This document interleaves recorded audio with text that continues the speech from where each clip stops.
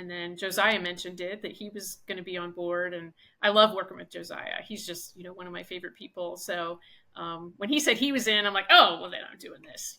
I've got to do this. So it was a anxiously late hire too. Like I was just stretched so thin doing Zucker and I with all the pre-production stuff, and it just like Finn had a guy, but then Rebecca, Randy, I think Rizzo and Glenn had all kind of vouched for you too, and I was like, well, I'm much rather have a local person too, but it was just like knowing the importance of it and knowing how little I know about it. It's like outside of just the vibe of talking to somebody, I don't know enough to even weigh in on anyone's expertise. So you were a delight to talk to. I feel like once we talked from speaking first to officially hiring you, I feel like it was a pretty short time frame, but it was still just, that was a stressful one. And we could not have lucked out better with you. Like, I just can't say that enough. It was great. It was fabulous. It was such a good experience.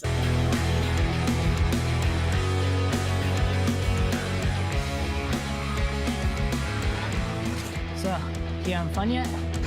Thanks for joining us for this episode of the Late Game Podcast. I am co-creator, producer, actor Jeffrey M. Zucker, along with my co-creator, the writer and director of the Late Game, Jeff Tyner.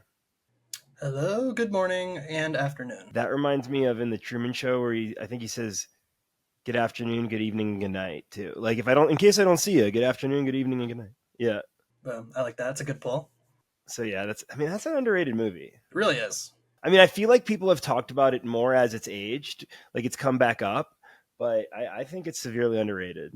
It was slept on. I think it's a great example of Jim Carrey showing his acting chops and stepping out of the Ace Ventura shtick and like his normal shtick, but he's still goofy and funny enough that it's not like kind of his other deviations that are more serious. It's like if you're coming to see a goofy Jim Carrey, there's still plenty of silly bits, just not so outlandish. So I do think it goes down real smooth for sure. And I forget the actor's name, but Craig Patrick from Miracle is a great friend of his in that movie. Oh yeah, he was awesome. He plays I remember the character's name's Marlon, but for some reason. And I remember reading something like maybe it was Siskel and Ebert or one of them that was like after Ace Ventura, they were like, this guy will never be anything but this, basically. And then after the Truman Show, whoever it was apologized. That's amazing. But also when Ace Ventura came out, that was like a 12 or 18 month window of Jim Carrey where he had 3 straight #1 movies in America, which is just if The Mask, Ace Ventura, I think Ace Ventura 1 and Dumb and Dumber. Yeah. I think so. So it's just to try to pick something negative about that run is ridiculous. Yeah. But and it's impressive how he sort of showed that he could come out of the shtick though. And anyway, I love Truman Show. And it also brings me to another underrated of his, and I'm blanking on the name, but he plays like a Mr. Rogers type of character. It's like 2 or 3 seasons. Mr. Popper's Penguins? Oh, wait, you're talking about a TV show. I was like, isn't that no, I'm talking about a show a show that Jim Carrey stars in. Yeah, I know what you're talking about. It was hell. Showtime show? But it was really good. I think it was Showtime, yeah. Anyways, yeah. We'll have to figure out what that was. But, all right, well, speaking of Jim Carrey, there's also a former NHL goaltender and Calder Trophy winner named Jim Carrey, and that was confusing as a kid. Yep. Bringing it back to hockey, though, I like that. Yeah, so I haven't played in a beer league game in a couple weeks due to various travel. Excited to skate tomorrow at the Friday skate. What about you? Well, starters, I'm sad to miss tomorrow morning skate because I'm heading back to South Carolina for a little bit. Played with our canned seals, our bear hams, however you want to say it, Monday night, and it was a very good game. We lost in a shootout, but so many of the recent games have been blowout wins that honestly I liked it more than just beating a team 10-0. It was very fun. Had a nice little snipe. That felt good. I was one of the 3 shooters in the shootout, and I had this goalie's number. I had but the coolest play I had of the night was a kid tried to clear the puck, and I just it it wasn't soft either, but I just like got my hand up real quick, threw it down, and went bar and out. Um, would have been a really cool goal if I could have scored that. But I felt like I had this goalie's number. I hit like 2 more posts that game.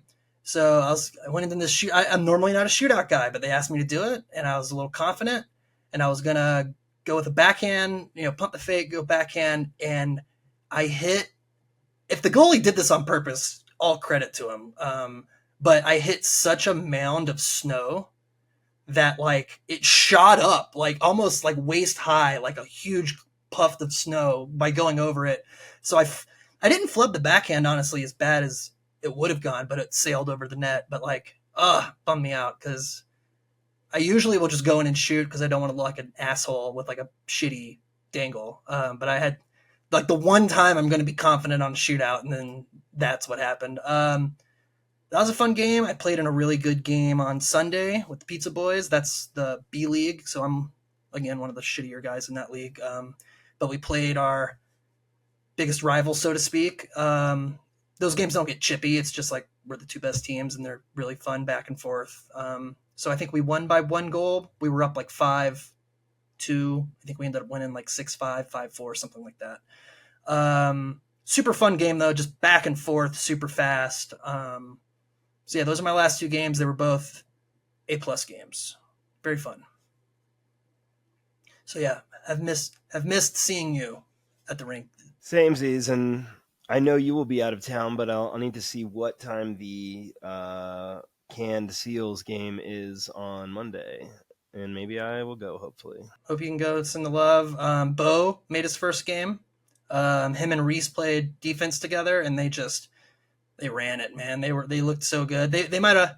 They'll tell you this too. They might have rushed up a little too much, but I think they had 2 goals. Good showing. Bo got to introduce himself to the gang finally. So yeah, it was a good time. I'm going to be in Vermont for the Vermont Film Festival, so I'm excited to go to that too. Yeah, excited that we're going to have the late game screen there, and then I'm going to meet you there just for the one night, and definitely seems like a cool reason to go to Vermont.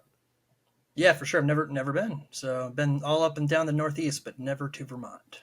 Well, that's exciting. And in the meantime, if you need something to entertain you, I have become a very ardent card break buyer, intoer. I don't know the right word. I've been buying into a lot of card breaks with our partnership with Skull and Steel, just because it's really fun, and it like brings me back to my youth of collecting cards, and you hit some good ones. I mean, I certainly am significantly up on my spending, and I've spent more than I would like to have, but I'm definitely up and gotten some really cool cards. And it's been a lot of fun doing market research on their industry. I bet it's been fascinating, everything we learned since meeting those dudes. Yeah, it's the whole world kind of blows my mind, but I love it. I think it's super cool. Been a little hesitant to jump in just because of my spending bandwidth, but because what I do love about it is that you can just come in and spend a few dollars. But with my obsession with physical media, I don't know if I could stop at a few dollars is really my issue. But I will jump in at some point, just because I love cards too, man. I think they're so cool, especially the cool special ones that you win, that the one of ones, or even the not that rare, but just I get locked in. It brings me back to being a kid, like that Toys R Us. I mean, the Toys R Us kind of feel of like looking down an aisle and you just see all of these fucking toys that you want. Like it's the same sensation for me. Yep. Oh yeah, I know that feeling. And Sean jumped in last week, so he's gotten into it. He's gotten a few really cool They're going to get all of us. Who am I kidding? Like we're, but it'll be, we'll see how I'm sitting financially after vacation, and then we'll go from there.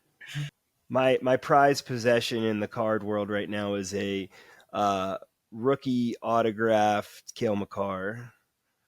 So it's pretty sweet. But yeah, I've gotten a handful of good ones. So for Tyler too, he's been breaking in, so like this will, I think, be a big event for him too. Get the word out. Yeah. Tyler's hardest worker. Certainly one of the hardest workers of the Pie Guys, and on our team as a whole, and he's been really digging into this card business. He's been getting trained to be a breaker, so hopefully by next month Tyler will be breaking cards as well. And Sounds like a good trip. yeah, what have you been watching lately? Well, as I told you off mic, wrapped up Vice Principals, jumped right into Gemstones, almost done with season 3 of Gemstones. It's been nice. I haven't rewatched those two shows the way I rewatched Eastbound coming up, so like they deserve more watching. So it's been all a blast, um, especially just from that layered approach of, there's so much fun information in the backgrounds of scenes and just subtleties that you're not designed to catch on the first watch, so have loved that. I mentioned I have not been to theaters in a little bit. I mean, really, if I've had time, it's been Gemstones, and I have not really watched a ton of stuff. Otherwise, I guess I will shout out. I did have this as a college football fanatic. The college football video game has come back after an 11-year hiatus. So I am a huge fan of those, and I have gotten to play a little bit of. Megan offered I could bring the Xbox on vacation, and I told her no because I don't want to be glued to it. Like that could be a problem, Like I stayed up pretty late. Like after that Monday night game, I stayed up until like 2:30 playing, and it's been a lot of fun. It's been a game because that's about I like hockey, but I quit playing those hockey games, and like so this is about the only sports video game I think that's out there for me. So it's been a lot of fun. Yeah, so that's when I've had some time. That's basically what I've done. But how about you? No, that sounds fine. I'd be, I love playing. I just never do it, but because it's for a lot of reasons. But yeah, I would like to check that out sometime. And EA Sports once they incorporate like Polly's and Gino's jerseys, though, we'll get you playing again. Yeah, I was about to say if they do that, I'll hop back on Chell. But until then, that's what I'm holding out for. Perfect. So yeah, well that'll certainly push them. They want you back on the platform, but in terms of me, well, first off, I'm super super excited to have started the new Apple TV show Sunny. Our friend Eric's wife Joanna Sotomura plays Sunny, the title character. The show stars Rashida Jones, and she's an American living in Japan that met her husband there, had a son, and the show starts with the son and the husband have just been in a plane crash. There's a lot of mysteries around it, and she gets gifted this home bot by the company her husband worked for, and they end up, she's really averse to bots in this world, but they end up becoming friends and like working on this mystery together. So the third episode just came out. I haven't watched that one yet, but it's fantastic. And so far, just like really thoughtful, not like other, I don't know, it's a very different show and like takes place in Japan. And, Joanna and Eric lived there for 6 months when they were shooting this, and it took so long to come out. So I just know that they're really pumped to have it out in the world now. You should definitely check it out. Yeah, I didn't know it was out yet. That's awesome. I definitely will be. And shout out Joanna also and Barry. Is that season 4 of Barry or season 3? So super awesome. Love to hear it. Wait, maybe 4. I don't know. Yeah, I can't remember either. But yeah, awesome, badass. Love to hear it. That sounds like a great concept too. I never knew what the concept was. I'd heard about them being in Japan and shooting this Rashida Jones show, but I did not know. I just feel like it's like slowly or very quickly becoming kind of an oversaturated market of the AI is bad and it's the demon of this movie or TV show, So I love a fresh spin on this, and like a mystery aspect sounds like so much fun. So that sounds awesome. It could still take turns of like, robots being bad, but I'm really curious to see where it goes. And like, Joanna's maybe we can cut a picture in here, but she's been posting videos or some pictures from set. So like on set, she was wearing like basically like a camera right here that reads her expressions with like some lighting around her and like a rig. So I think it's getting her motion as well, motion capture. And so the faces on the robot are like her expressions. So she's like really acting. She's just not, she's in the room next to them basically. Interesting. That's awesome. Yeah, it's kind of crazy. But it's really cool to see the deep emotion that she's brought to this robot. It's an interesting challenge as an actor too, I'm sure, to just like be so reliant on delivery and physicality of your face for what, you know, for what gets translated to there. That's really cool. She's the perfect person for this role, though. Like, you know, she's just such an amazing, like, bubbly character, but also super thoughtful. Like, it's a great combination. So highly recommend Sunny to everybody out there. I know she's done some voice work too. Like, I know she had done a semi-recent Call of Duty game, so I'm sure that voice acting experience had to lend itself a lot to that role. Absolutely. I'm sure that helped her get the role. And yeah, I mean, otherwise I've been staying caught up on House of Dragon, which has been pretty good. The Boys has been amazing.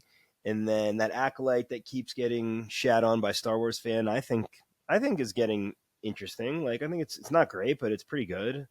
I think there's one more episode in the season, so we'll see if they land it. But I hope that, I was talking to somebody about Star Wars the other day. Like, I hope they just keep trying new, different things in these universes. There's so much to explore. It doesn't have to be the same shit that all the Star Wars nuts want, right? Right. I just love that it's a drastically different timeline too. So I'm all for taking shots, man. I wish like Star Wars corporate, as Kathleen Kennedy and everybody on that executive level would just realize there's no pleasing this toxic fan base, but they will still watch it. Like, if they could make their peace with just the kind of incel teardown of anything that's, I love this movement that's like Star Wars is woke now, and it's like, what do you think fighting against fascism is in the original trilogy? It's like, it's so fucking stupid. So I really, if they could just tighten the grip on like their quality control of what they allow the Star Wars brand to be, like, I know we've talked about this before, like, there should 100% be a Star Wars comedy series that is just a comedy series that takes place in this universe, and there don't have to be Jedi, you know, like the doesn't have to be the Empire's reign of tyranny. Like, it can just be normal ass people in any corner of the universe. And like, if they can just make their peace with, there's always going to be angry people at this brand, just and let loose and have fun. It's never going to not be watched, you know, like, so just have some fun with it, man. But I love to hear that Acolyte's at least doing something different. So that's cool. And I believe you and I would happily write and produce this Star Wars comedy if someone listening would like to help make that happen. The Late Game 2, a galaxy far, far, far, far away. Space hockey game, you know, like, done. It's over. That does sound pretty good, but interesting. Yeah, we could introduce hockey into the Star Wars universe. I like that. So, all right. Well, there's been some good stuff, but I'm really excited for the guest we have on today, Suzan Brand, our sound mixer, and, you know, the heart and soul of our set. Oh, 100. I was grinning the whole time. This episode is a blast. Susan's the best. We talk about this a little bit, but her teaching at Trident Tech, I would have killed to have been in her class. Like, you know, that class is, you know, there's classes you're always going to like and classes you dread, but I feel like any class that Suzan teaches would be one that you wake up that day and you're like, I get to go to this class. It's so awesome, you know, like, so, you know, her bubbly nature, her positivity, it comes through in spades here. So it'll be a good time. And as she mentions, her mom used to call her, here is Susie Sunshine. This episode is brought to you by BetterHelp. I know I personally struggle with comparing myself to others, especially in the social media world. Therapy can help you focus on what you want instead of what others have, so you can start living your best life. Therapy has been tremendously beneficial to me, and I think it can help most people, traumatized or not, be the best versions of themselves. If you're thinking of starting therapy, give BetterHelp a try. It's entirely online, designed to be convenient, flexible, and suited to your schedule. Just fill out a brief questionnaire to get matched with a licensed therapist and switch therapists anytime for no additional charge. Stop comparing and start focusing with BetterHelp. Visit betterhelp.com/THPN today to get 10% off your first month. That's BetterHelp, HELP.com/THPN. Suzan, how have you been? I have have been good. How about y'all? Yeah, we're doing well. You know, we got to spend like the majority of 2 weeks together on set for the late game back in, August, September of 22. And then our interactions since have been too few and far between. Totally, totally. I felt glad because I know I've heard from some of the other crew that, like I was hearing from you guys because I had my little magic book of all the sound that I had recorded, and in post you guys were looking for some of those details, and so I got to chat with you guys a few times, and so it was always a pleasure. And then, Josiah would say to me, "Hey, have you heard anything?" And I was like, "Oh, I just talked to the Jeffs the other day and things are moving along." And so it was kind of exciting. So you got a little more insight than some of the other crew. yeah, maybe a little. I mean, I think we all had so much fun that it would be great to be able to catch up with one another, monthly. We could do a Zoom call with the whole crew and just, how's everybody been? But Yeah, I mean, I loved that. The night that we got to watch it all together, though, was just one of my favorite nights of the whole process. It was probably the favorite night, honestly. That was so much fun. It was so fun having everybody there at Trident, and just seeing everybody again after that time, and just seeing the final product, of course, was just amazing. So that was a great night. And I feel like that's somewhat infrequent, like in indie films, to be able to get most of the crew back together to watch a finished product. So it was rewarding just to see everybody excited to like see the work come to life. Oh gosh, yeah, that was definitely special. I mean, I know, different projects that I might have worked on, somebody might send you a YouTube link and you're like, oh great, but to have everybody together like that, the way we did, that was really special. Super fun. Definitely shout out the Trident. That was a great spot for it. Yes, it really was. It was perfect. That little theater in Trident is amazing. Like that's still one of my best watching experiences I've had in like the 1,000 times I've watched the movie. Oh, So good. Oh, that's so good to hear. That's Definitely. fabulous. And I don't recall the proper title. You ran our sound on set. Yeah, I think there's a variety of terms. Like sometimes it's, location sound recordist, sound mixer. I think sound mixer is what it says in our film. Yeah, and that's that is perfectly legitimate for sure. So, and I was the sound team, so I did it all. So. Yeah, we should have put sound team, Susan. I mean, yes. We've told you before, but I can't help but repeat it now. I mean, you were everybody's favorite. Like Rizzo and I would talk about it, and Tyner, we'd be like, if everybody on set named their top 3 favorite people on set, Susan would be in all of them, whether she's 1, 2, or 3. Like, oh, that's so sweet. Oh my gosh, yeah, that's so you just sweet. Undisputed. Brought so much joy to the set, and like brought down the temperature and things, and just were somebody that like people could rally around, I felt. Aw. Thank you. I appreciate that. My mom always called me Susie Sunshine when I was little, so maybe that paid off somehow. I don't know. It did. That's Man, amazing. Don't let Rizzo hear that. He won't call you anything else. Aw, that's fun. Yeah. But I did hear my name on set a lot. I hear, oh, sorry, Susan. Sorry, Susan. I do need to edit together a super cut of all of the sorry Susans, because whether it's burps or whatever, there's a lot of them. Lots of burping. I think there's even a little flatulence going on in some of those, and especially with this crew.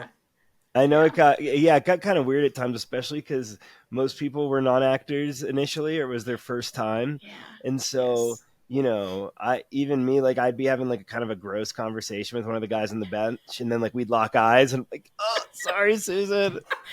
Totally. I think my favorite moment when like somebody realized that was Matt Mons. He did not realize that I could hear him, and he was saying something. I don't remember what. You probably shouldn't quote it here, even if you did. Probably not. I've kind of conveniently blocked it out of my mind. But he said something, and then it might have been Tyler he was talking to. It was either Grayson or Tyler, and they're like, she can hear you. And he's like, what? She can hear. And he turns around, and he looks at me, I'm across the ice, and I'm like, I think I was on the bench for that.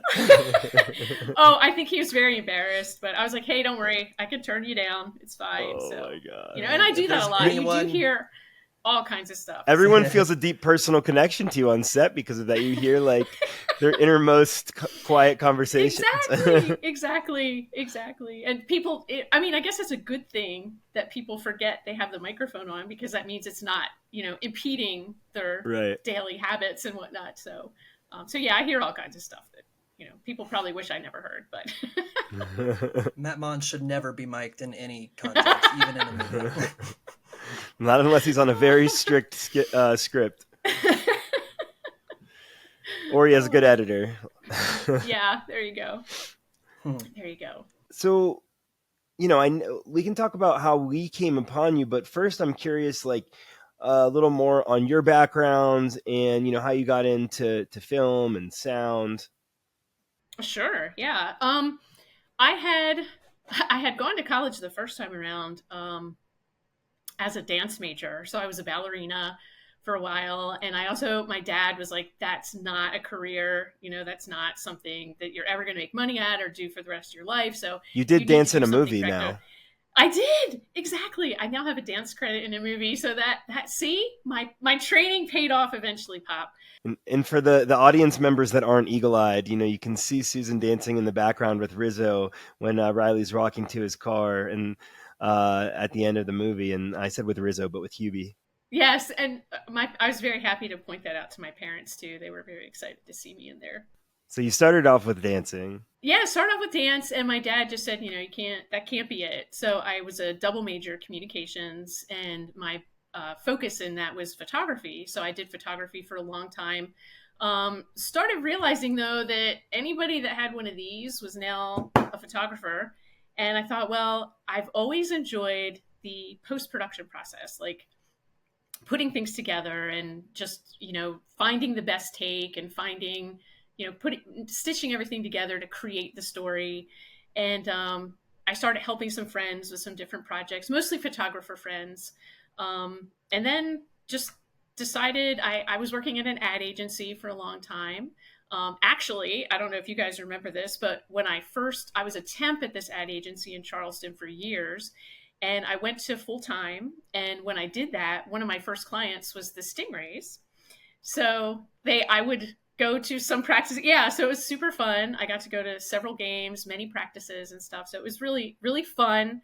Unfortunately, the Stingrays and my company parted ways shortly thereafter, but it was a super fun client. And I often tell people, advertising, you're typically lying to people. So when you can get behind the product, it's like a win for you. Like you enjoy promoting that product. So the Stingrays was definitely one of the funner ones that I got to work on. But yeah, then things were not going well. My life at the ad agency was like 8 hours or 10 hours of sending emails. And I was like, this is not creative. It's sucking the life out of me. Learned about the program at Trident Tech and left my job and started going to school. So went as a post-production major and did all the editing, all the, fun stuff like that. And eventually got into sound. And the way I got into sound, it was not planned, but when you go to tech, there are so many students that, everybody wants to be a director or director of photography. So that's what most of the student body is. Oh, I'm going to be a director. I'm going to be a director of photography. So everybody wants to run the camera. And I had run cameras. So I was like, what else can I do? So I started just doing the sound. And I discovered that I really enjoyed it. And I also realized that not many people know how to do it. So I was very popular. I became very popular. So like, hey, Suz, can you help us on this set? Can you do sound for us? So it just fit. It just fit for me. And I really enjoyed it. And, a lot of people find it boring. I do not find it boring. So it just was I clicked, and it's been, a great thing ever since. So there's a lot of nuance in sound, and and picking it up. So, and I think, you obviously did an amazing job with us. Oh, thank you. Yeah, it's excuse me. Sorry. I didn't mean to cut you off. But I had a young college kid on one of my benches. This would have been like 3 months ago, and I basically quoted you because he was going to film school, and he asked me like what he should do, and I quoted you: if everyone's jockeying over the camera, just slide over to sound, because I mean, crucial part of the crew. Can't imagine it without you. Yeah, and that I think like people say this all the time and it's so true, but if you've ever like been to a movie or watched something, even if it's on YouTube and the sound is terrible, you can't watch it. And the sound, like it can be the most beautiful graphics, the most amazing visuals, well lit, best story ever, but if the sound is crappy, you can't sit through it. Yeah, and that just takes completely away. We knew going into ours, like it's got to look good, and so it just can't look distracting or sound distracting. It has to look and sound. You have to keep the people engaged, because if you lose them there, you're not going to get them for anything. Yeah, exactly. And I think the sound, excuse me, the sound in the late game was, I know that the final product has probably very little to do with what I did because I know your post production team for the sound was like amazing. But it sounded so good. It just really, it was so much fun to watch and really fun to listen to. So, of course, I was listening hard. Monkey Land Audio and James Parnell, they gave you a lot of props. We didn't have to do a lot of ADR out of necessity. It was mostly just in the adding lines or clarity kind of form. So they lauded your work. Don't worry there. Oh, thank you. No, so really, much. they were like impressed with how you captured sound in a rink, because it's not an easy place. Yeah, I how did kind organized of you were. fret. Oh, that's funny you say that because I don't think my mom would think that I'm organized. But sorry, mom, in case you ever watch this. But and that's one thing I teach because I do teach the audio classes now. I've graduated from student to actually instructing at Tech. But the audio techniques class, I often show my class my little book of notes from the late game because I like one of the first projects we do. They're supposed to write down the file name and then what the sound was that they were recording. So I think their first project is interviews, and they're supposed to write down, who was on the recorder, who is the interviewer, and who is the interviewee, so that they can keep track of all their files. And I always say, organization, if you do not like organization, do not get into this business because to stay sane, especially for post-production, you need some organization. So that's one thing I always take, one of the first few weeks of class is my late game notebook of all of my notes from sound. And I'm like, it was a lot of work, so you got to pay attention and remember. And sometimes things are moving fast and it's hard to write something down, but in post-production, it's like so valuable. 100%. Yeah, and it was impressive with not just the speed at which we were moving, but that was a lot of mics floating around too. So that's a lot to keep straight. Yes, and I try to give each person the same microphone just because microphones can have a different sound to them. Like I remember early on, like Alec, I was trying to give him, who played Riley, I was trying to give him the same microphone. And then, we only had like so many microphones to go around. The mixer I had was an 8-track mixer, but I think I only had 5 or 6 microphones. So, I still had a couple more outlets that I could have used, but I didn't have the mics on me. But just trying to like keep that straight, like who's on which track. And, it was challenging. So glad you were there. Yes. Because I know you guys did call me a few times, like, so explain these notes again. Is this, is who's on this mic and who's on that mic? So it pays off in the end. I know it's saved my butt like more than once in post. So yeah, 100%. Hans, our assistant editor, was really appreciative too. And I think just only a handful really slipped through the cracks. But then the second I asked you, we had it figured out. So I consulted those pictures of those pages as well, and they were a lifesaver. Yes. I don't know. It's you can also do it digitally. Like I feel like some of the mixers we have now, like the mixer I used on the late game set, it's a little bit older, but it was kind of like my workhorse. It was a Sound Devices 788T, which is a little bit older, but it's like my baby, if you will. In fact, Josiah said it does belong to Trident Tech. It is not my personal mixer, but Josiah said, we're going to put your name on that. We're going to put a plaque on the top that says, Suze's mixer. But we do have some new ones now.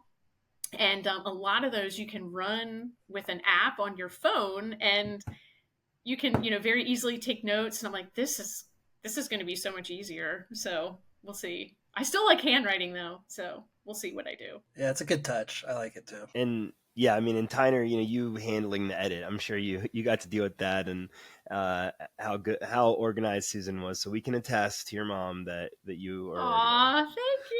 thank you so much. I appreciate that. And so how long has it been like since you got into sound, and like what kind of, obviously you did the late game feature film, but what other types of projects have you been working on?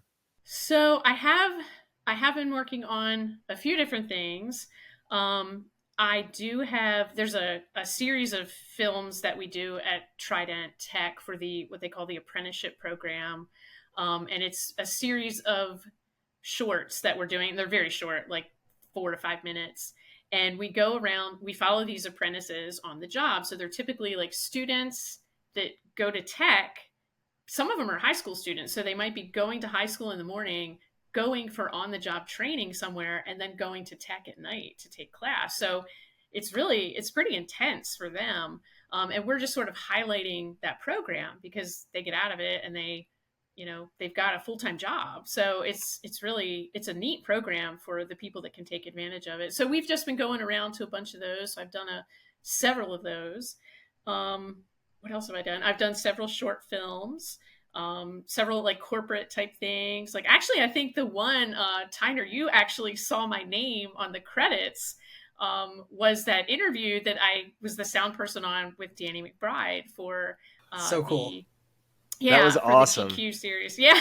Yeah, no, I mean, I was like, we're huge Danny McBride fans. Like Eastbound and Down is my favorite comedy of all time, and inspirational to how I think about, cinema and how you can make like feelings and comedy intertwine. And so yeah, just not only like watching that of Danny McBride would have been cool, but then knowing that you were the sound on it, I was like, God, so cool. Yeah, it was really fun. It was super fun. He was just so nice. It was a very small set. I think there were maybe 4 or 5 of us there, plus his assistant and a hair and makeup lady. So he came in and he had on a t-shirt, and for miking someone up, the t-shirt is like not the best. Like there's not that. I mean, there's ways to hide it, but it's a lot more complicated. And luckily he had like a little sweater, and I was like, oh, thank God, because I didn't want to be like I thought I remembered t-shirt. a dashing sweater for that one. But yeah, I was in such a haze. It was like a Sunday morning. I was doing laundry, and I just like I love watching those kind of videos anyway. And then I'm just like, I never even see the credits on videos like that either. But for this one, I do. And I'm just like, it literally took me about 15 seconds from seeing Suzan Brand to just being like, I know this name. I'm like, it's Susan. It blew my mind. It was awesome. It was so cool. It was super fun. Excuse me. But yeah, he was so gracious, made sure that he talked to everybody, said hi, how you doing? So it was a great little set. It was super fun. Always love hearing good things about the people I admire, because it always sucks when you love someone's work and then they're a huge tool, and it's like, well, do I stop watching this movie now, or what do I do? So it's, right. I love. Am I allowed to like this? Yes. Yeah, it was super fun. Bet the action on the ice with DraftKings Sportsbook. Lines and odds are available on the DraftKings Sportsbook app. Download the app now and use code THPN. New customers can get $150 instantly in bonus bets for betting just $5 on hockey. That's code THPN, only on DraftKings Sportsbook, an official sports betting partner of the NHL. The crown is yours. Bonus bets expire 168 hours after issuance. Gambling problem? Call 1-800-GAMBLER or visit www.1800gambler.net. In New York, call 877-8-HOPE-NY or text HOPE-NY 467-369. In Connecticut, help is available for problem gambling. Call 888-789-7777 or visit ccpg.org. Please play responsibly. On behalf of Boot Hill Casino and Resort. 21 plus, age varies by jurisdiction. Void in Ontario. Bonus bets expire 168 hours after issuance. See dkng.com/hockey for eligibility and deposit restrictions, terms, and responsible gaming resources.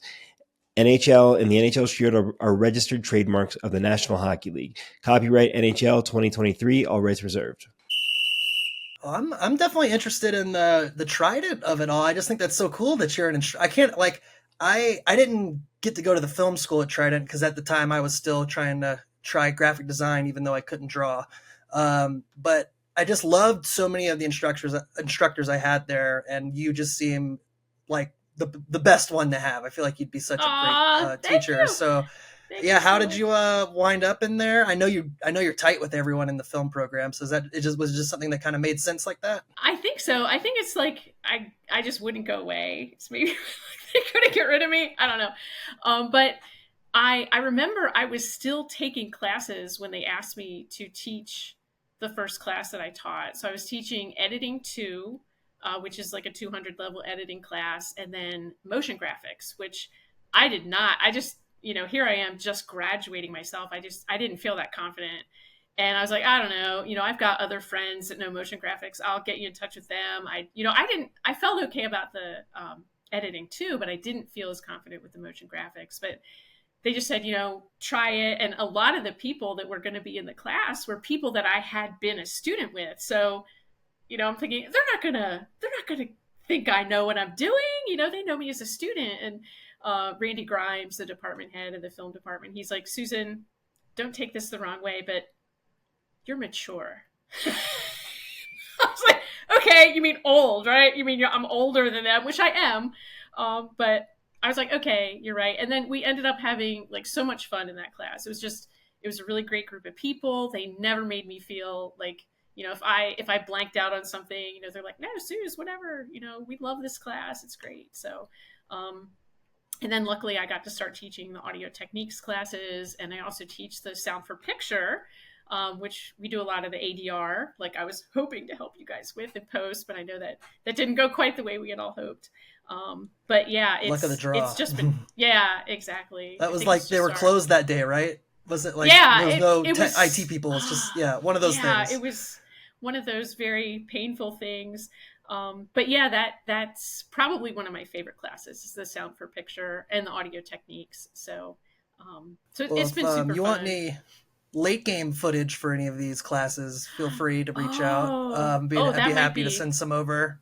that might Yeah. be Um, awesome. That might be very for I mean, awesome. sure. anything that we can Now, ever do for you or your students, yeah, anything. always reach out. Oh, Um, that would be Now you cool. said editing to and motion graphics. Is that Premiere and After Effects, or are those different software? Yes. Yes, actually Premiere for all the editing courses and After Effects for the motion. So, That's cool. It was final. I took an edit. I took probably the 100 level editing class as part. Like I say, graphic design. I did digital media, so and that's actually what got me on the path to doing film production. Was I took an editing class, and I was like, I don't have to draw for this, and it's super fun, And it was Final Cut 7 was back then, and then what's funny, you bring up having to figure out After Effects. Like when I got the job with the Stingrays, I was asked if I knew Premiere and After Effects, and I'm just like, yeah, 100%. Yeah, I know them in and out. And like the whole, I spend the whole day on YouTube and stuff trying to figure out how to do the most basic things. But that's how you learn. You get your hands dirty and jump in. So that's cool. No, I think that it's awesome. I love the path of like starting at Trident, and it speaks to you and to the quality of the program, and they were so helpful to us. So it's just it's awesome to see great people working with that group.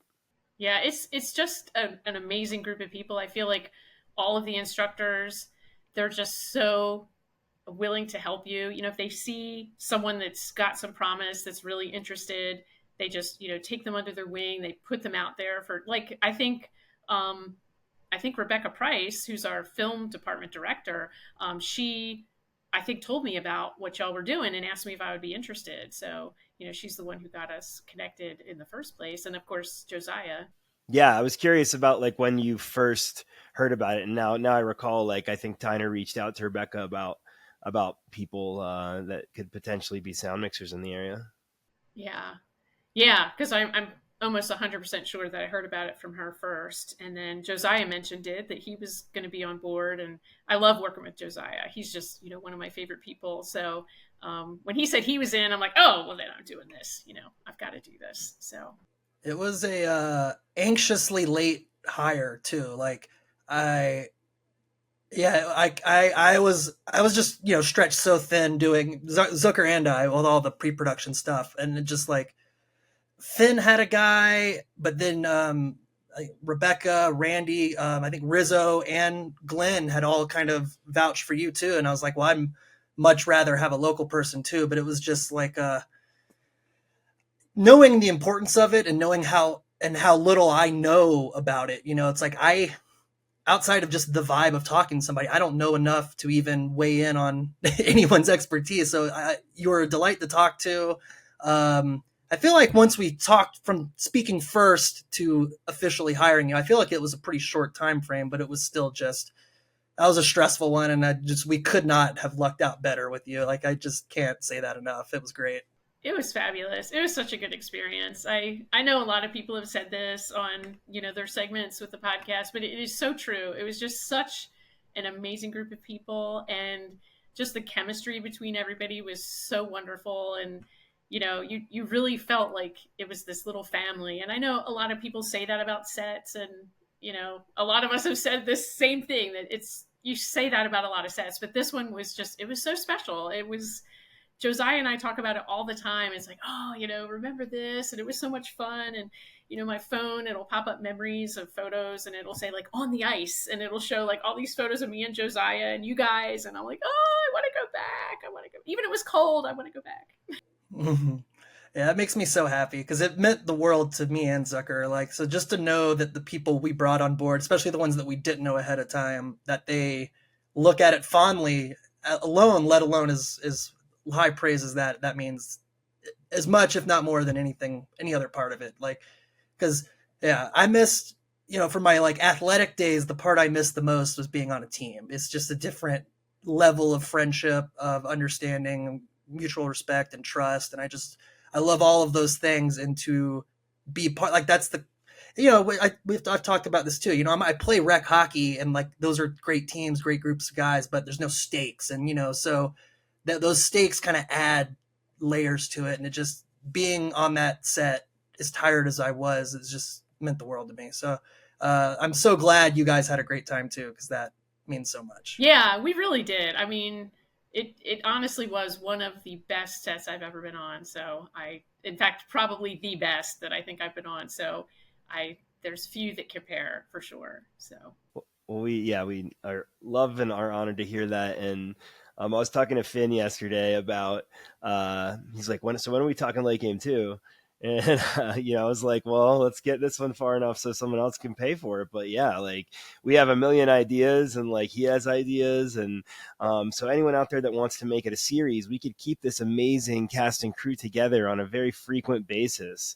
So I think we have one fan out there at least with some real Hollywood pull, and they're like, they can envision the late game series, perhaps a Dr. John Calamino series. There's a lot of options. So yeah, certainly one way or another, like the next film that Tyner that we make, like we've talked about it, we want to get as much of that group back together as we can. Oh yeah, it would be stellar for sure.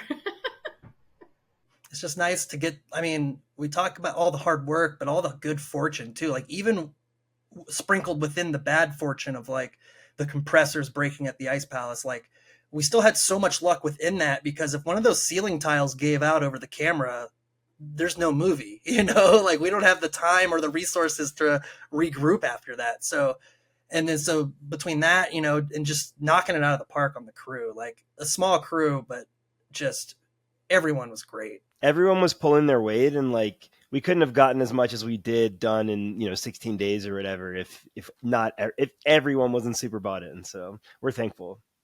Yeah, for sure.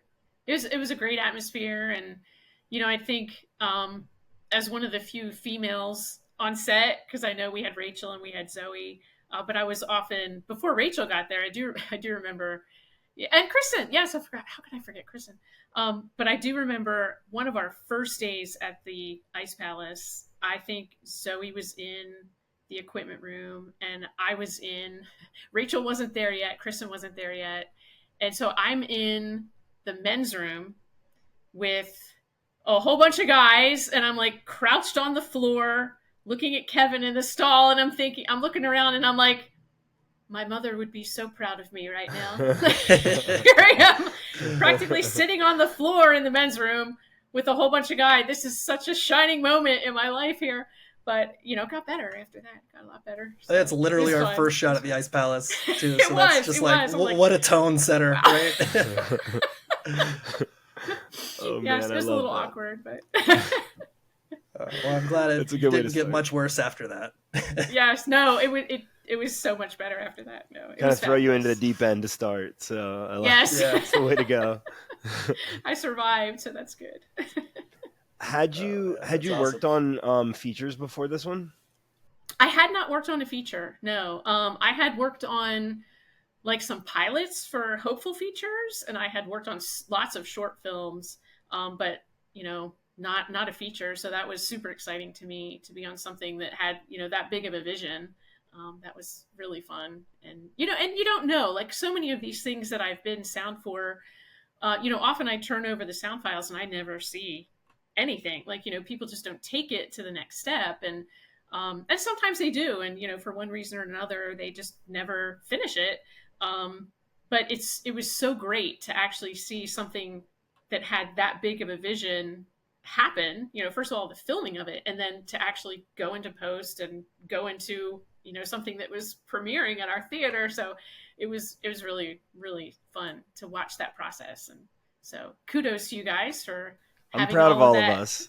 Yeah. I mean, honestly, I know, like, especially the editing part, Tyner, I know, and I, not to throw Finn under the bus, but I know there were a few times where we had a lot of just like ad lib, if you will. Like we just let the camera roll, and, who knew what was going to happen. And I would say things to him like, well, maybe we should cut, like maybe, and he goes, that's for the editor to worry about. That's for post to worry about. And I'm like, oh my God, the poor editor, so having done that I know. Yeah, that was Tyner, which I think he knew you were going to edit it, but. Yeah. I went into this with editing being my strong suit. So like I was really just in a mindset of like, can we please just have enough for 75 minutes of a feature? Like that's like the bare minimum in my head, and just like anything after that's going to be gravy. So I wasn't too concerned, but once they got time to edit it, it was just like I was just about to ask you this question too, of just like, like I say, editing's my strong suit, but it's that volume of data and information. And just, I can't thank my assistant editor, Hans, enough. I got to really learn how to say his last name because I should be able to say it. Maybe something like that. But he was super organized with it. And again, he praised your organization, and that helped me get started enough. But like, it's just the information. So I got, I think Eric MacGyver is the person who gave me this specific note of just edit the scenes in order, go one through whatever and just do them one scene at a time.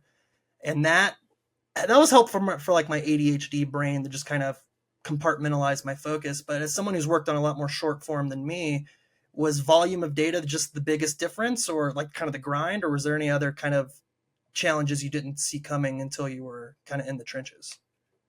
I mean, I think, volume of data is certainly a big thing. I knew it would be a lot, but I think for me, and I did a little bit of, research, if you will, beforehand, because I had never, captured sound in an ice rink before. So I really didn't know what it was going to be like. And I was worried about, the action of the players. I was worried about, what kind of ambience am I going to be up against, and just all the different things that were going to be part of it. And I was really, really, really worried about just attaching microphones to people and making sure that I was capturing what I needed to. And, I'm like researching all these different things, and like, how am I going to be on the ice? Like, what's going to happen? Like, I didn't know anything about, how we had this set up, and I didn't know about your ice style yet. I didn't know, how anything was going to be working out. And I sort of looked at like some of the other hockey movies and like, how did they do things? And there's not a whole lot of information about how the sound was captured. But I was just so worried about how am I going to attach these microphones in a way that I'm capturing good sound. And lo and behold, you guys came up with these fabulous bodyguard, all of your equipment, yeah, and it's Velcro everywhere. And I'm like, oh my God, did I luck out with this? This is so easy to attach a microphone to this. So You would appreciate since then, we've been considering like actually filming live beer league games as part of some of our content. And, when we're going full speed, you worry that like even how you had them, the mics might fall out if you're going really hard. So I reached out to my buddy, Jeff Camilio, who's the equipment manager for the Seattle Kraken, former equipment manager for the South Carolina Stingrays. And he said, because I know that sometimes in NHL games, they do like players mic'd up. And if the players, if they can feel that, if it's annoying to them, there's no way they're going to let him use it in a real game. So I figured they must have a good solution. And I think Tyner guessed this already before we talked to him, but yeah, they like kind of sew it into their gear. Like a little pouch. Oh, perfect. Yeah. That would be ideal. Yeah. So next time, super. So maybe for the, for the sequel, we have like built-in pouches in people's equipment. Yes. I mean, I think we only had one casualty, and it ended up actually not being that bad. But I think Zach Bell, he had his transmitter fell off of his waist, and he skated over the antenna. That antenna that microphone is still in use at Tech. It is there. I take it out. I'm like, oh, this is the antenna that was run over by Zach Bell's skate. So it's kind of famous. That's like, yeah. I mean, that's from the late game. You should get that in the Hall That's right. Some sort. Totally. Well, yeah, I mean, to your, sorry, I was gonna say to your point about kind of like not knowing what to do. I know that I couldn't really offer a ton of context either, kind of going into it, because I have some ideas about how we're going to shoot it, but I'm still not. I don't really know either. Like I've done a lot of handheld stuff on the ice, and I had done made my own dolly way back in the day out of a wagon that had mixed results. So I'm just like, I was trying to, I kind of assumed, lav micing people up would be part of the solution, but I was like, how do you boom this stuff too? Like, I know the other sound mixer potentially I was talking to had mentioned like literally having a boom guy on skates. And I was like, ooh, I don't know if that's going to work, like even if they stay out of the frame, there's so many reflections, and like, that was a stressful thing, but it did kind of just, did you get, in terms of day 1 versus day like 14 at the rink, did you kind of refine your approach as we went along, or was kind of the original plan stuck through in terms of whether that's rigging mics or not? I think it definitely evolved. I think it definitely did. Certainly, that day one we were in the dentist's office and then the apartment. So that was different. But our first day on the ice, I know I was a little hesitant, like how am I going to get all this done, and how is all this going to work together? And I think probably the most challenging thing was just knowing that I was going to have to be switching mics on people and having to, okay, this scene is, kind of the same set, but we're going to have these 2 people talking, and then we're going to have these 3 people talking. And then, this person should be mic'd up through the whole thing, but this guy won't be. And that, so I think I got a little bit better at just, anticipating what was going to need to be changed out and who could be changed out, and, just communicating with everyone. Yeah. I mean, as someone that wore a mic frequently, like I remember that it was like kind of a puzzle that you had to work on depending on what we were doing. Yeah, exactly. So, I mean, I think if we were to do it again, I'd probably make sure I had more microphones. So there'd be a little bit less of that, because I know, even as fast as I might have gotten, or as, I don't want to say simple it was to mic people up, but it was maybe easier than I originally expected.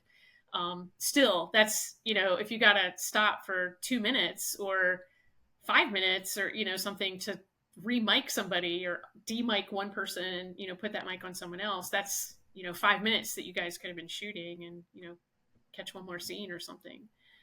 So I know, like for a sound person, you kind of never want to hear hold for sound. Like you do everything in your power. You do everything in your power to not hear hold for sound. And and I know it was like so endearing to everybody. They're like, oh, I love to hear that. Hold for Suzan. Hold for Suzan. I'm like, oh. Let's say one of my favorite things on set is Rizzo. Hold for Suzan. And Rizzo would even do it when sound was ready. He would still just hold it for Suzan just to be a dick. To do it. Yes, exactly. So, but I mean, I think it ended up it went pretty well, compared to maybe my initial hesitations and apprehension about how some of the things could have gone. So It was definitely like almost a one for one with the who do we have to shoot the scenes too. Like I know that was like a musical chairs act that was just for, oh well, we can't do this because so and so's not here, so I guess we need to pivot, and what else can we shoot on this side of the ice, kind of a thing. So yeah, I mean that was a lot to deal with, but I think like as Finn says, by about day 5, I think we were really cooking, and I think we'd kind of been able to roll with the punches to that point. yeah, I agree. I know one of the earlier days, and I think we were having trouble with reflection. So any sort of exterior crew had to be off the ice. And I think for me, like in my organizational habits, I needed to be hearing cut. And I couldn't hear Rizzo saying cut. And he even had the megaphone. And sometimes he just, or Finn wouldn't call cut and nobody would know that we were. And I'm like, are we still rolling? Are we still rolling? Can anybody tell me if we're still rolling? And it's like, no, we cut. I'm like, oh. So that was frustrating. But I think we got that like smoothed out, and that went way better after a couple days of like, okay, Suzan needs to hear cut, so we'll call cut. So And Rachel wasn't there the first few days either, so exactly. So that was a second voice that could be yelling cut. Or shout out for Rachel once again, because she thought she was coming on to be on the camera team, and then just like really seamlessly transitioned into second AD in a role that we all really needed her to do. So like, again, I think that really speaks to the manner of the whole production of just like people did what we had to do. And oh yeah, very yeah. And everybody wanted to get it done. yeah, and I just feel like it was such a well-rounded crew too. Like I know a lot of the people that you had on the crew, they weren't necessarily a one-trick pony. Like everybody could sort of chip in if something needed to be done, and that's both Corys come to mind. Exactly. And both, on some of these larger sets, and we even talk about this at Tech, but on a really large set, they tell you, stay in your lane. So I, as a sound person, would never even assume that I'm doing anything that a script supervisor might do. But when I'm like the only person taking notes, and I'm like, I'm kind of the script supervisor at this point. Like I'm making sure that, all of these takes are matching up. And, I didn't have a script in front of me where I'm marking it off, but it would, the more I could be organized, the better off anybody else down the line would be. Well, we greatly appreciate that. And we hope to work on many more projects together. Do you have anything that you're working on now that you want to tell us about, or things that you're hoping to do? Gosh, no, I'm teaching at Tech. I'm teaching 2 classes this summer. Hopefully I'll be teaching some in the fall. Hopefully that the Sound for Picture class that I mentioned, that normally runs in fall, the first term in fall. So hopefully I'll be teaching that. As far as sound, I think I have something coming up in October, a short film that I might be working on. So hopefully that'll all come together. Ironically, I have like a lot of the weekends that things are happening with film are weekends that I have family members getting married. So it's going to be a challenge, but I'm ditching your wedding for this gig that I'd rather do. So that'll probably be a painful conversation, or, we'll see. But nothing specific on the horizon, other than the teaching for sure. They've asked me that, they've said, please come back in the fall. So I hope to. As far as sound, yeah, nothing super prominent on the horizon, but, hopefully something will come up. So I'm curious, let's say Danny McBride, enjoyed working with you. This is all theoretical, and was like, hey, come do this feature film for me. But like it doesn't line up with your teaching schedule or your other you're going to have to just like with the wedding. Yeah. I think if Danny McBride were to ask me to be on a project, I would be, hey, sorry kids, I know it's the wedding, but I got to do this. I get it. And if you guys, like, if your next project comes up and, you're willing to have me on set, then I would certainly be shifting my schedule. We will schedule around your schedule. Oh yeah, we'll make it. We'll clear it with you first, and then we'll make accommodations. Then we'll get everyone else on board. Yeah. Well, thanks. Awesome. Well, So what other things? I know you guys. I've heard on some of the other podcasts because I have been trying to keep up with them. I got a little bit busy with school, so I have not heard all of them. So one day I will catch up. But I know you guys have a few things. I know Tyner, you said you're maybe writing a couple things. Finally writing on something. Like I had this idea for a while, just working on something that's kind of in the college football space, since that's something I also know pretty well, that, if it comes to fruition, would be another thing I think shot in South Carolina. So when that time, and, much like with the late game, I'm making a lot of choices on how can we keep this as cheap as possible to make and still make it fun. So doing that with one of my best friends from college, shout out to my buddy Aaron, who's actually the reason Kristen's name in the movie is Aaron. And yeah, that's been a lot of fun. It's been different than writing the late game because I have someone to do it with right now. It's been a lot of fun. But that's outside. Basically when I have time to do that, that's what I've been working on. But it's we're still very much in late game mode right now, and just really want to do whatever we can do to just. I would love to I just want to keep making movies. So it's like I'll do whatever that can get us there. So we're highly motivated though. That's where my head's at too, around, the late game, just pushing it, making it financially successful so that we can continue to make more of awesome movies with awesome people. And we're on a good path, but with a scrappy indie film, it takes a lot of time and effort. We've got come September, we should be on some more platforms. We're working on a solution to be in Canada, hopefully on a similar timeline. And those should be big moments for this brand, for the late game. And then, I've certainly opened other projects. Film-wise, I've got a couple different comedy features that I'm producing in various capacities that will hopefully come to fruition. But, the late game was kind of a culmination of annoyance for waiting so much for Hollywood to be like, make this. And so we just did it. And so wouldn't surprise me if that's what we do the next time, as long as, there's people that are interested in investing. Tyner, you're talking about, like the college football angle of another future film. Just like the team sport aspect, like I feel like a lot of the storyline of the late game is about a team and how much filmmaking is really a team, and what, just that we had a really great team for this feature, and it was, so much fun. Yeah, I think you'd have, if you were to get a lot of those same people, it'd be a really great team for Act 2. Oh yeah, I think so too. So, I'll scrap, I'll put this on hold in a second. If someone came up and said, we want a late game sequel, I'd say done, let's do it right now. But one thing I forgot to mention too, this will date it a little bit, but going to our first film festival too. We're going out to Vermont at the end of this month. So very excited for that. Yeah, very excited for that. Awesome. Which film festival? Yeah, it's the Vermont Film Festival. It's just called the Vermont. Yeah. Yeah, Okay. it's July 27th-ish. Oh, okay. Like 26th to the 28th, I think. Yeah, there we go. Oh, or about fun. that, something like that. Okay, Very that's excited. awesome. Well, good luck with that. That'd be fun. That'd be really cool. I love it. Yeah, it's definitely a cool excuse to go to Vermont. Yes, totally. Yeah, especially this time of year. Yeah.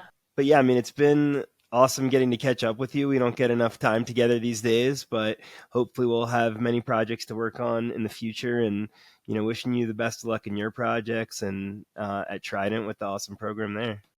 Thank you. Thank you so much. I do want to mention I had I think we had our cast and crew back in January of this year. And like a week or two later, I flew down to Florida to visit my parents. They were spending the winter in Florida. And I was super excited, naturally, about the movie. I was super stoked. And I told my parents, I said, I want to watch this with my parents, right? So I'm like, let's watch The Late Game. And my dad's like, you really want to watch that tonight? And I'm like, yeah, I do. And he's like, I don't know. And he's sort of hemming and hawing, really didn't want to do it. And then we pull it up on Prime, and he's like, oh, man, I got to pay for it? I'm like, yeah. Oh, look, Pop, I'll pay for it. Yeah, I'm like, I'll pay for it. That's fine. I'll pay for it. And he's grumbling the whole time. About, 10 minutes into the movie, I see him over there laughing his butt off. And I'm like, success. We did it. He's all grumpy about it, but he loved it. And he was like, this is actually really good. And I was like, thanks, Pop, I appreciate that.